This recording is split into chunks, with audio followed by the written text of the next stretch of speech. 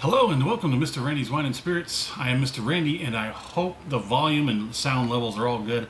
It's such a beautiful day out today. I couldn't bring myself to closing the windows, and it was very beautiful. It's like barely mid 70s and it's got a slight breeze. And it's just beautiful after all that weather that we had, dark, gloomy, raining, not raining, raining, not raining. Anywho, if you're new to the channel, hello, welcome, come on in. All my return viewers, you know how we do. So let's get this show on the road, shall we? So today we're going to be doing a brew review. Today's brew review is going to be of the Arrogant Bastard.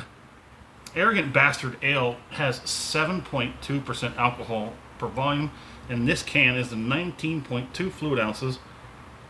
There you go. Arrogant Bastard, made in the USA, out of Richmond, Virginia. Don't need anything about that government BS. True arrogant bastards refuse to be ignorant. Know where your beer comes from. And it's got this like kind of like a gargoyle demon something or another. Let's get it cracked, shall we? So for Mr. Randy's brew reviews, I do basically, it's just a one and done kind of a deal. For beers, what I do is, before I do anything, I will do the review research on it.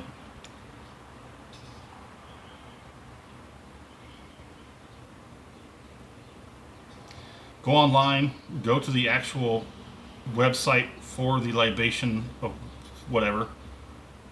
Try and see if I can't bring something interesting back to the review to talk about. I guess we're just going to have to let that sit for a minute. Arrogant bastard. So I went to the website. It is arrogant for sure. They have a whole spiel. I think it's a couple of paragraphs to read through, and it's basically the narration of being an arrogant bastard. And it's just basically talking crap, and it's kind of entertaining for a slight bit, but so they do have 5 expressions from this maker, Stone Brewing Company, started in 1997. They say that this brew has a 90-day expiration, so you have to drink it within 90, I think the website says 93 days. 93 days. The ingredients they've claimed is classified. Arrogant bastards. So for all my calorie counting, carb conscious connoisseurs, the calorie count for this per 12 ounces is 187 to 240. Now I think when they do this spread, I think they're doing it between the 12 ounce and this ounce. I'm not sure, but I will add them both on there. So if you just have the wishful thinking, we'll say it's 187 calories for the 12 ounce. And for the carb section, it's 12 to 21. So maybe it's 12 carbs for a 12 ounce and 21 for the full 19, whatever it is. Yeah. And it also has 1 to 3 grams of protein. Well, there you go. Get your protein in. So Mr. Randy paid $3.24 out the door for this. Comes in at 7.2% alcohol by volume. I have seen it in a few different places. I've seen it in Specs, and I've seen it in a couple of smaller stores. I've really seen people buy this by like a 12 pack. So let's go ahead and let's get a look at it, shall we? It is relatively dark one, isn't it? It's got a beautiful, it's brownish, like an almond, maybe like a slight brownish almond head to it. I mean, some do, some are just plain white. Let's go ahead and get it under the nose. Yeah, toasted cereal.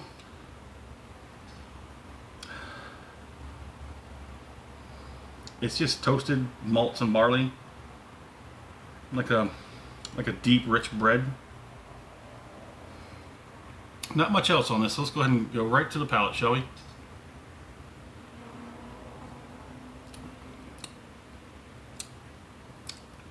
Now, it's said that this was not for the faint of heart, for those who choose to have their brews on the easier side. Of course, I think that was just the arrogant bastards talking smack. It does have quite a bit of a dryness to it. But it's that's a high gravity. It's 7.2.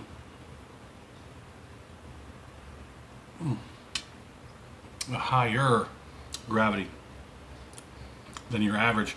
Your average brew, your average domestic brew is probably around about 5% alcohol by volume. Probably more under, because most light beers go for about like 1 to 2 grams of carbs, and it's like seriously low on the ABV. It's like well under 4. Your average goes between 4 and 6. A higher gravity is like the 7s, and then when you start pushing it to the 8 and 9, that's a higher gravity. Let me get one more off of this.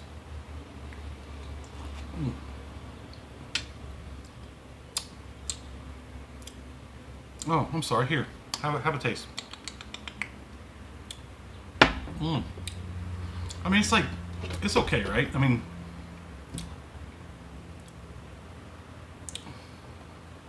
I don't know if I'd believe in all the hype that they're putting behind this thing, but on the palate, it's not as malty or grainy. It does have a little bit of a dryness to it. It's actually nice. It's delicious. I don't think that the ABV is really. I think that maybe it's helping it pop it up a little bit. Classified ingredients, they say. I say it's pretty good. I say it was definitely a nice experience. Nothing negative here. So, disconnected. That's fine. That's fine. Disconnect yourself. My score, technology, right? It's just my score. I say it's not bad. So let's give it a pretty decent enough score. How about a weak 4 out of 5? Does that sound good? A weak 4 out of 5. There's nothing negative here. I mean, even the lingering aftertaste, it's not giving me that wet cardboard on the tongue feeling.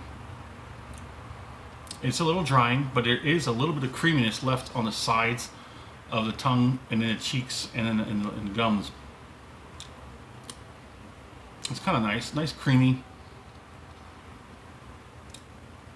toasted cereal. Now, as they say, these dark fruit and raisins. I don't know about that. I don't know about that. My fair price on this, I'd like to see it more towards the $3 mark instead of exceeding it. But $3.25 is just fine. We'll leave it alone. Would I buy this again? I would have no qualms purchasing again. If this was the best that has to be offered at the time, I would have no problems taking this over many multitudes of domestics, definitely. If you like the video, go ahead and hit that thumbs up button. Subscribe to the channel if you haven't done so already. That way you can get these videos delivered to you as soon as they're uploaded. Yeah, it's not bad. It's a pretty good one. So, in the comment section, I'd like to know where you're at. What are you drinking? What's going on in the world of libations around you? Have you had the Arrogant Bastard Ale? If you had, hit me up in the comment section. Let's talk about it. And as always, thanks for stopping by here at Mr. Randy's Wine and Spirits. I'm going to go ahead and I'm going to keep going on this one.